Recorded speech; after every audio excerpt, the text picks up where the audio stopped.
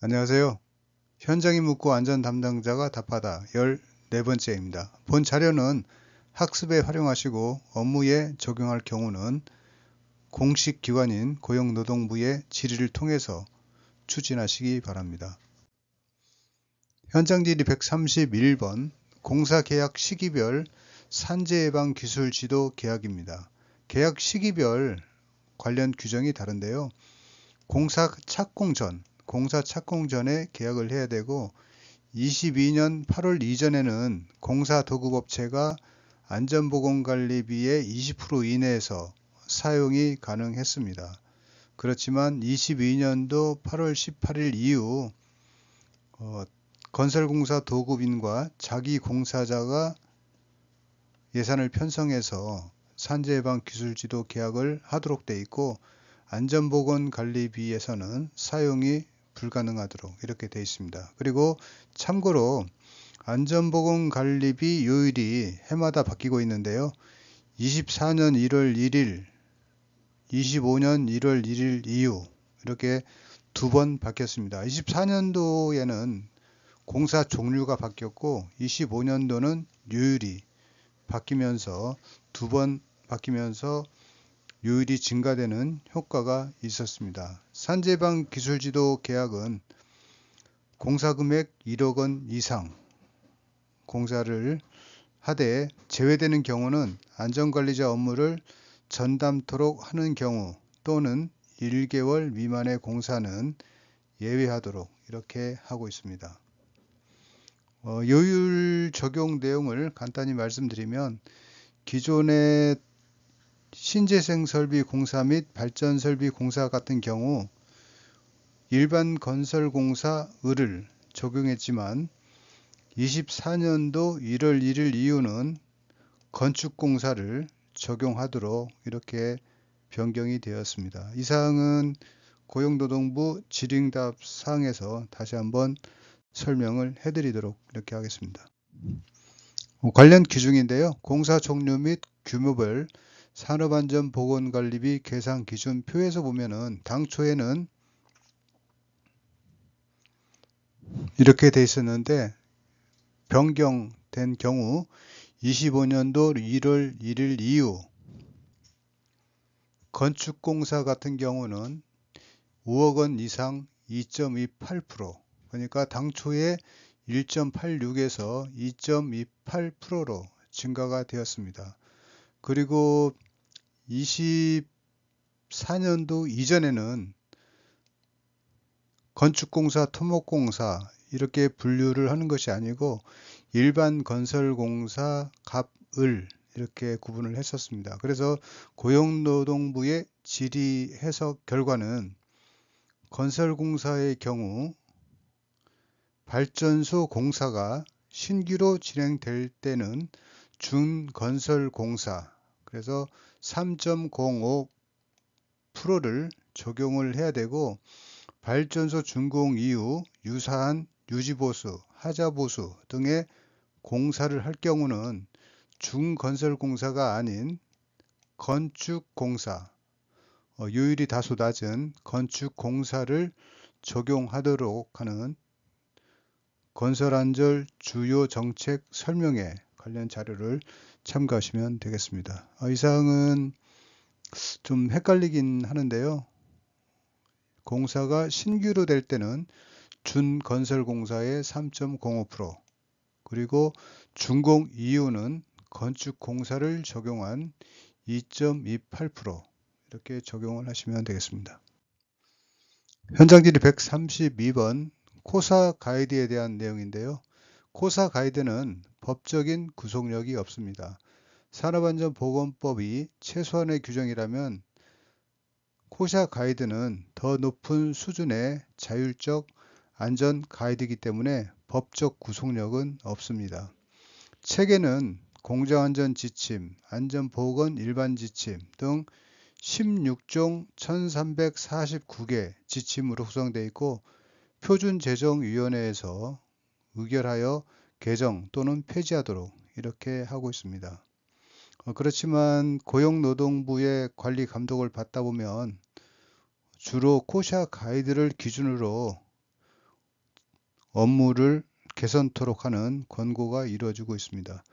법령 체계를 보시면 한국 같은 경우는 법, 시행령, 시행규칙, 고시, 코샤 가이드 이렇게 운영이 되고 있고요. 미국 같은 경우에는 시행규칙, 고시가 없이 기술 기준만 이렇게 운영하기도 합니다. 이건 참고하시면 되겠습니다. 현장질의 133번 공동주택의 소방안전관리 위탁 시 안전관리자를 선임해야 되는지에 대한 내용입니다. 소방안전관리 업무를 소방시설 관리 업무자에게 위탁이 가능합니다. 그렇지만 위탁한 경우라도 소방안전관리자는 별도 선임토록 이렇게 하고 있습니다. 화재 예방 및 안전관리에 관한 법률, 즉 화재예방법 제24조에서는 소방안전관리 대상물의 관계인이 소방안전관리 업무 수행을 위해 소방안전관리자 자격증을 발급받은 자를 소방안전관리자로 선임하고 보조가 필요한 경우 보조자를 추가 선임토록 이렇게 하고 있고요. 공동주택관리법 시행령 별표에서도 화재예방법은 소방시설 관리 업자에게 피난시설, 소방시설 등 관리 업무만 대행토록 할 수 있고 그 외에 나머지 일반적인 소방안전관리 업무는 자사의 직원으로 구성된 소방안전관리자가 직접 수행토록 하고 있습니다. 그래서 소방시설 관리 업자에게 소방안전관리를 위탁한 경우라도 소방안전관리자는 별도 선임하는 것이 적법한 그런 내용이 되겠습니다. 현장질의 134번 안전점검과 위험성 평가의 차이입니다. 안전점검은 법 규정대로 이행하는지 여부를 점검하는 것이고 위험성 평가는 새로운 위험, 법적으로 규정되어 있지 않은 위험까지도 평가하는 것이 되겠습니다. 그래서 작년에 보면은 리튬 이온전지에 대한 화재가 좀 많이 있었는데요. 이를 점검하기 위한 자문 명칭은 보통 위험성 평가로 용역 발주가 현장에서 많이 이루어졌습니다. 현장질의 135번 위험성 평가 측면의 유해위험 요소 인지 여부에 따른 처벌 수위입니다. 24년도 12월 뉴스 기사가 떴는데요. 중대재해법 사건에서 무죄가 나왔다고 합니다. 이 기사를 보면 예측 불가의 사고까지는 처벌하지 못한다는 규정인데요. 이 사항은 좀 약간 예외적인 사항인 것 같습니다. 사건은 22년도 2월 한 자동차 부품 제조업체에서 발생이 됐는데 검찰은 원청업체가 안전보건 첨단 조직을 설치, 유해위험 요인 확인 및 개선 업무 절차를 마련해서 안전보건 확보 의무를 이행했다고 판단을 하고 있습니다. 여기서 말하는 작업 표준에 없는 수공구를 사용하다가 발생한 사고였는데요. 이러한 특수한 수공구 사용으로 인한 유해위험 요인은 발주자가 통제하기 다소 어렵다는 그런 해석으로 이해하시면 되겠습니다. 유해위험을 발굴, 개선했으나 사고가 발생하는 경우는 중처법에서 무죄를 주장할 수 있고요.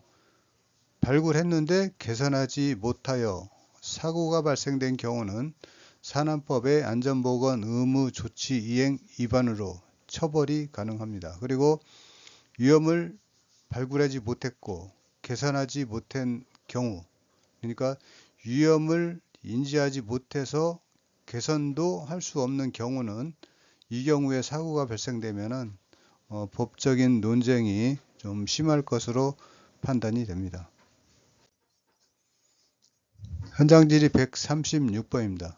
상시근로자 300인 미만의 사업장에서는 안전관리자가 겸직을 해야만 되는지, 꼭 겸직을 해야 되는 것은 아닙니다. 사내 규정으로 전임을 하도록 명시된 경우는 겸직하면 안 되고요. 고용노동부의 안전관리자 선임 신고서에 전담으로 체크한 경우는 겸직하면 안 됩니다.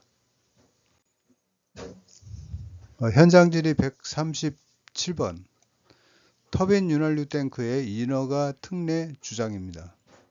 보통 발전 설비의 터빈 윤활유 탱크에 대한 위험물 인허가 필요 의견이 현장에서 많이 이슈화 되었는데요. 작년 같은 경우 터빈 윤활유 등 위험물 관리 전수 조사를 지자체별로 시행을 한 것으로 이렇게 알고 있습니다. 지정 수령 이상을 취급하는 경우 인허가가 원칙이지만 그 설치 시기별로 규정이 다르기 때문에 그 당시의 기준을 준용해서 이행을 하시면 되겠습니다. 소방설비 기술 기준에 관한 규칙 보면은 93년도에는 일반 취급소에 관한 전량 제외 규정이 있었고요. 2001년도에는 부분 규정 제외가 있었습니다. 그리고 이 규정이 위험물 안전관리법 시행규칙에 통합 관리되면서 2016년 8월 달에는 윤활유 지정 수량 50배수 미만, 위험물 인하점 100도시 일반 취급소 특례 경우 관련 규정이 포함되도록 이렇게 되어 있고, 발전소에 설치되는 일반 취급소에 대한 특례 규정도 있습니다. 그래서 신규 설비가 도입, 준공되는 시점에서 관련 규정을 이행하시면 되지만 실제적으로 관련 규정을 준용해서 안전을 확보하는 측면에서 보면은 그 지자체나 소방서에 문의해서 협의해서 이렇게 결정 안전을 이행하는 것이 좋다고 하겠습니다. 현장질의 138번 위험물 예방 규정의 운영 대상인데요.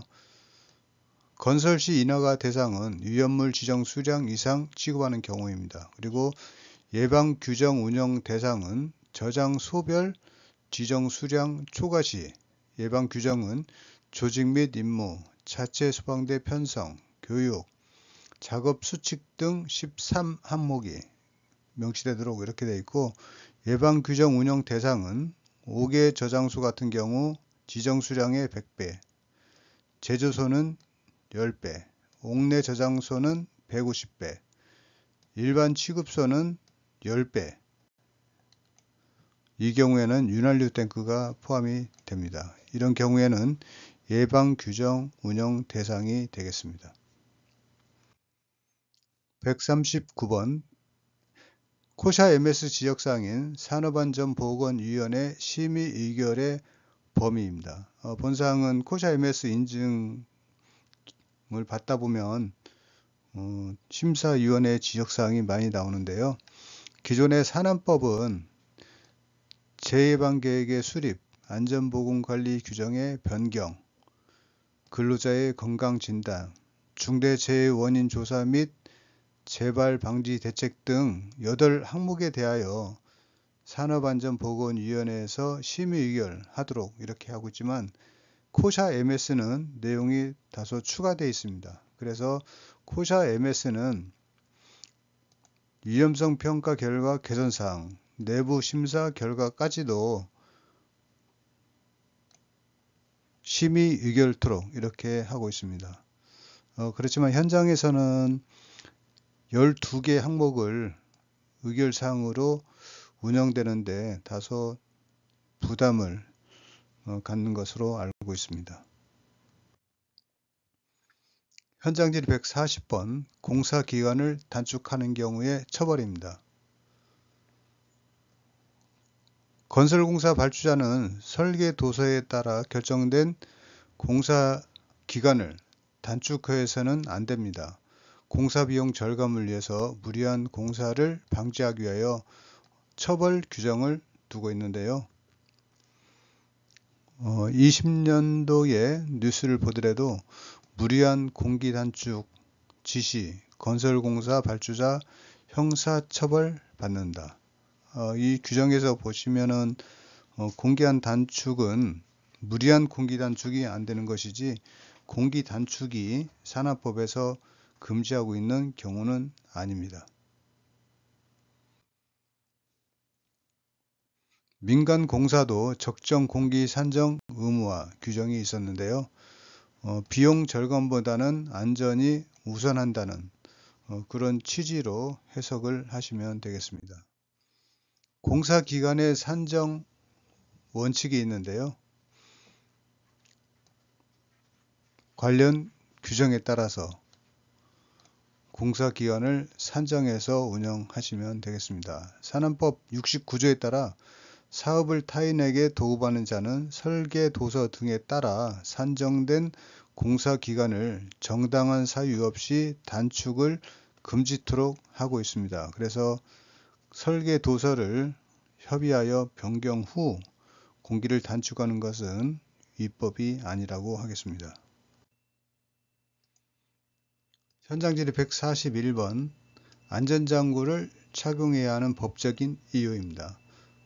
산업안전보건법에서는 근로자의 건강관리를 위해서 작업환경 측정 결과를 관리하도록 이렇게 하고 있고요. 작업환경 측정은 작업 환경이 근로자에게 노출되는 대로 부유하는 분진의 입경 분포를 파악하는 것이 절대 아닙니다. 안전장구를 착용한 상태에서 흡수되는 분진을 측정하고 이를 기준으로 현장을 개선하는 활동이 법적인 사항이기 때문에 안전장구는 반드시 착용을 해야 됩니다. 그래서 작업 현장은 정상적인 작업보다도 비정상적인 작업인 비정상 작업, 오버홀 환경에서 분진이 더 노출되고 위험합니다. 그래서 작업을 할 때는 반드시 안전장구를 착용을 하도록 하시는 것이 좋겠습니다. 142번 공기업의 안전회의체 종류입니다. 전사 산업안전보건위원회 이 사항은 노사가 자율적으로 협의하여 시행하는 사항입니다. 사업장 산업안전보건위원회 산안법 24조에 의해서 시행을 하고 있습니다. 안전근로협의체 공공기관 안전관리에 관한 지침 12조에 따라서 공기업이 운영이 되고 있습니다. 안전경영위원회는 기재부 안전관리 지침 제11조에 따라서 사내외 전문가가 반기 1회 시행을 하고 있습니다. 중대재해근절위원회는 중대재해처벌법 4조에 의해서 시행을 하고 있고요. 안전혁신협의회는 중대재해처벌법 4조에 따라서 회사 대표, 협력사, 노사가 운영이 되도록 이렇게 하고 있고, 세프티 모멘트는 안전문화 활동의 자율적인 활동입니다. 그래서 회의 직전에 안전 구호를 외치거나 관련 이슈를 토론하도록 이렇게 하고 있습니다. 현장질의 143번입니다. 건설 현장의 스마트 안전관리 시스템 소개인데요. 근로자 위치관리 시스템을 많이 사용을 하고 있습니다. 수신기와 발신기 사이에 무선 통신을 통해서 건설 현장의 근로자 위치를 파악하는 사항인데요. 설치 건물이 다수 중복되거나 증가되는 경우 수신기에 사각지대가 발생될 우려가 있습니다. 중장비 충돌 방지 시스템도 많이 사용하고 있는데요. 근로자가 중장비 작업 구역에 진입한 경우 위험을 알리도록 이렇게 하고 있습니다. 원격 방송이 가능한 작업자 영상관제 시스템 CCTV도 활용이 되고 있고요. 연기 감지 센서를 활용한 스마트 화재 관리 시스템, 구조물 변이를 활용한 전도 관리 시스템, 스마트 측정기를 활용한 밀폐 공간 가스 측정 및 모니터링 등 다수의 설비를 활용을 하고 있습니다. 현장이 더 안전해지는 것으로 판단이 됩니다. 예, 이상 현장이 묻고 안전 담당자가 답하다를 설명해 드렸습니다. 예, 수고하셨습니다.